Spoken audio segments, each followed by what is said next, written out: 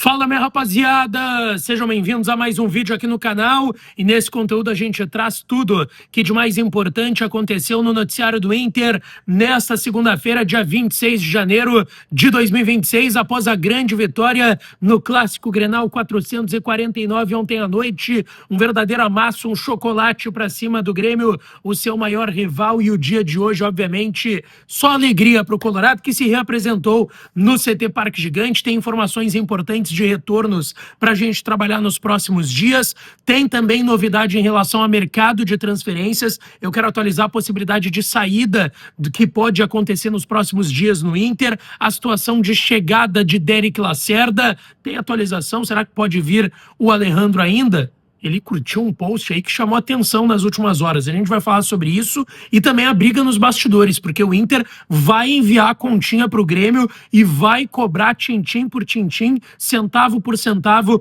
por conta do vandalismo por parte de seus torcedores e muito possivelmente também da comissão técnica do Grêmio, do Luiz Castro. A gente vai falar sobre isso nesse conteúdo. Antes, não te esquece, deixa o teu like, te inscreve, ativa o sininho das notificações para tu não perder nada por aqui. E é claro que esse conteúdo e todos os outros têm o apoio e a parceria de KTO, kto.bet.br. Vai lá na KTO para brincar, para se divertir. O site é proibido para menores de 18 anos. Se tu não tem registro ainda lá na KTO, vai no primeiro comentário fixado desse vídeo, que tem o meu link, te registra lá e joga, é claro, com responsabilidade, tá?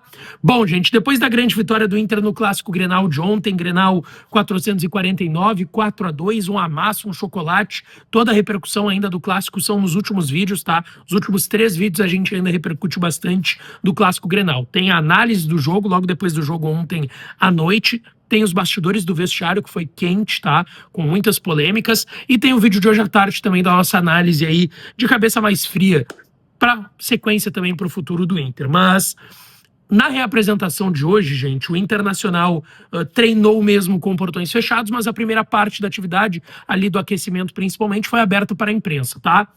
A equipe estava dividida em 2 grupos. 3, melhor dizendo, né? No campo 2, mas 3 grupos. Os jogadores que foram titulares ontem no Clássico Grenal fizeram regenerativo na academia, na parte interna do CT Parque Gigante, e vão começar agora, hoje, o trabalho mais físico, mas a partir de amanhã, e vai ser o único dia, né? A preparação para a estreia no Brasileirão, quarta-feira contra o Atlético Paranaense, no estádio Beira-Rio. Já falei aqui, na minha opinião, é a rodada mais acessível que o Inter tem, porque depois tem Flamengo fora, Palmeiras em casa, mas ainda é o Palmeiras. Depois tem uma viagem longa e desgastante para pegar o Remo, que subiu muito bem sendo campeão da Série B. Sendo campeão não, mas muito bem na Série B do ano passado. Tem depois o Atlético Mineiro fora de casa, que ganhou bem do Cruzeiro ontem de virada o Clássico lá em Minas Gerais. Tem o Bahia. Então talvez o jogo mais acessível seja esse, por ser em casa, e talvez seja a equipe, não vou dizer que mais fraca, mas em comparação com os outros está algum degrau ali, algumas prateleiras abaixo esse Atlético Paranaense. Então, esse grupo ficou na academia fazendo regenerativo. Teve um grupo de garotos, que são os garotos que estão na disputa do Gauchão, que fizeram também trabalhos hoje no CT Parque Gigante. E um terceiro grupo, que é dos jogadores que ou não entraram no Grenal, ou que entraram e jogaram alguns minutos. E esse grupo teve o acréscimo de 2 jogadores que ainda não estão 100% liberados pelo departamento médico, mas já trabalham com os demais. O Thiago Maia e o Richard. Os 2 apareceram hoje no gramado do CT Parque Gigante e estavam trabalhando com esse grupo.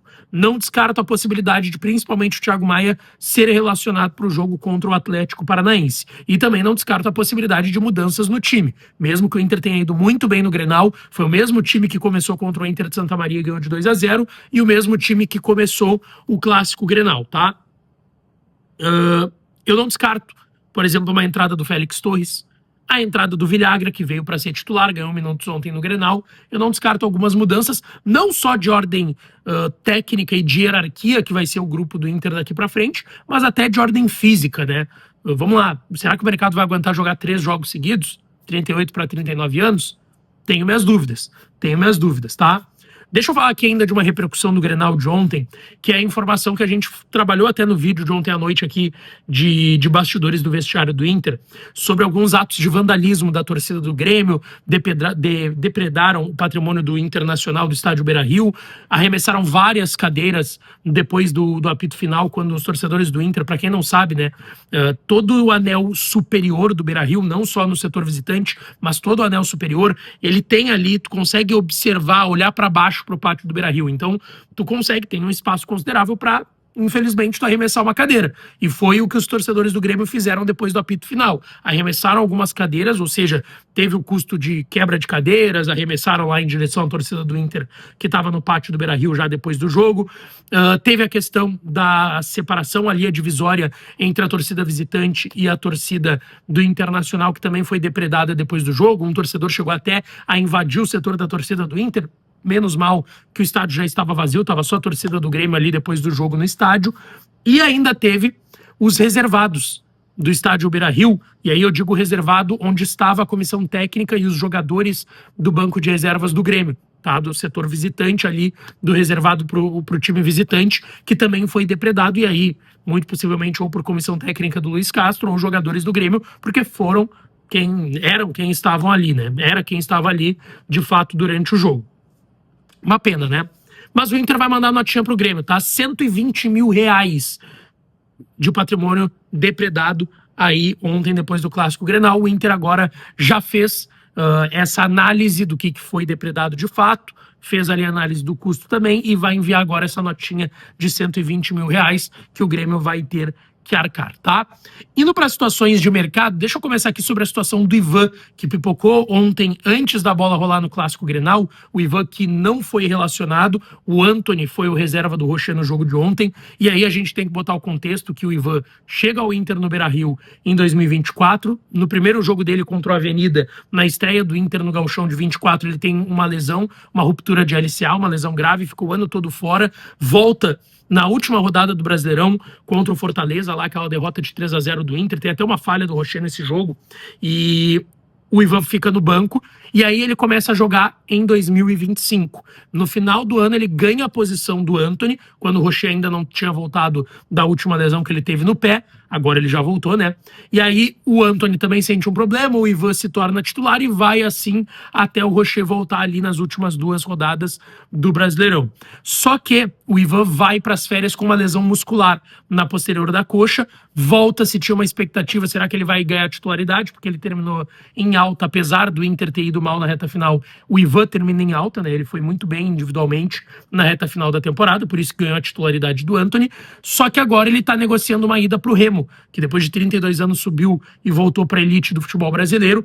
O Remo está tentando contratar o Ivan para ser o seu goleiro titular, está tentando uma negociação em definitivo e essa negociação avançou nas últimas horas, tá? Pelo que eu vi, agora os clubes já estão debatendo. O Inter não tinha ideia de perder o Ivan, mas está pesando nessas conversas a vontade do Ivan de jogar, tá? E o Ivan enxerga que lá no Remo ele vai ser titular, vai ser importante, mas do que aqui no Inter, que hoje tem um goleiro titular, apesar das ressalvas, que é o Sérgio Rocher, tá? O Ivan tem contrato até dezembro com o Inter. Então, assim, o Inter é difícil um cara que tem mais 10 meses de contrato tu conseguir emprestar ele.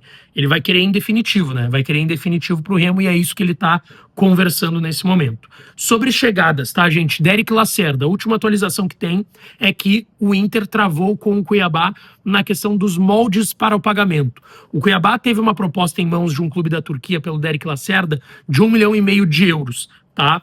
O Inter não consegue oferecer 1,5 milhão de euros à vista, só que o Cuiabá quer parte do valor à vista. Eu não tenho confirmação que é 1,5 milhão de euros, tá? Importante deixar claro, mas a gente parte da ideia que é um pouco mais do que isso, porque se tiveram uma proposta de 1,5 da Turquia e não liberaram ele para ir jogar na Europa, por mais que seja na Turquia, é ir jogar na Europa, não vai ser por menos do que isso que eles vão liberar para o Inter. Então a gente parte de uma ideia de que é um valor disso para cima, tá? Só que o ponto é, o Derek Lacerda gostaria de jogar no Inter, tem a vontade do jogador, esse ponto tá tudo certo, tá ok.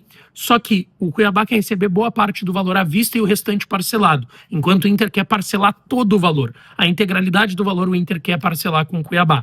E é isso que não tem acordo nesse momento entre os dois clubes, mas as conversas seguem e sim existe um certo avanço em relação ao Derek Lacerda que vai ter que ser trabalhado agora nos próximos dias. Sobre Alejandro, tá? Para quem não viu, Wagner Martins, meu parceiro, beijo pro Vaguinha, obviamente, vocês sabem, tem canal também aqui no YouTube. Ele publicou na sua rede social o terceiro ou quarto gol da vitória do Inter ontem no Grenal e a narração lá da Rádio Gaúcha com o Pedro Ernesto, com ele e tal, com o Maurício Saraiva. E o Alejandro curtiu essa publicação. E, cara, pode parecer algo bobo para muitos, mas o fato dele ter curtido essa publicação, ele já curtiu outras publicações que veicularam o nome dele ao internacional. E dentro de tudo que eu ouvi de pessoas próximas do Alejandro nas últimas semanas e trouxe aqui no canal, uma coisa eu posso deixar claro para vocês: o Alejandro quer muito jogar no Inter, quer muito, mas ele sabe que não depende dele, depende de um acerto entre CSKA e Inter. Existem outros clubes também de olho, enfim, não está acertado, mas o Inter tinha avançado porque entre Inter e Alejandro estaria tudo certo, mas o Inter teria que destravar uma liberação de empréstimo do CSKA. O CSKA até disse que topamos liberar o Alejandro, mas tem que ver as condições, e aí travou nessas condições com o Inter, mas assim, fica bem claro, né, que o fato de ter travado com o Alejandro e aí surge o nome do Derek Lacerda mostra que ficou difícil essa situação e aí o Derek Lacerda se tornou uma opção mais viável para o Inter. Agora, se, por exemplo, amanhã os russos ligarem para o presidente Barcelos e falarem, vamos fazer um negócio, o Inter não vai abrir mão. O Inter vai negociar e vai tentar trazer o Alejandro, porque ele era o plano A da direção para ser o centroavante da equipe, que ontem, inclusive, o Pesolano, na coletiva pós-Grenal, falou mais uma vez sobre jogar com o Borré sendo um segundo atacante e tendo um centroavante do lado dele. Deixa tua opinião aqui nos comentários e não esquece, deixa teu like no vídeo, te inscreve no canal, ativa o sininho, que eu volto para falar do Colorado por aqui, tá certo? Grande beijo, um abraço e até a próxima.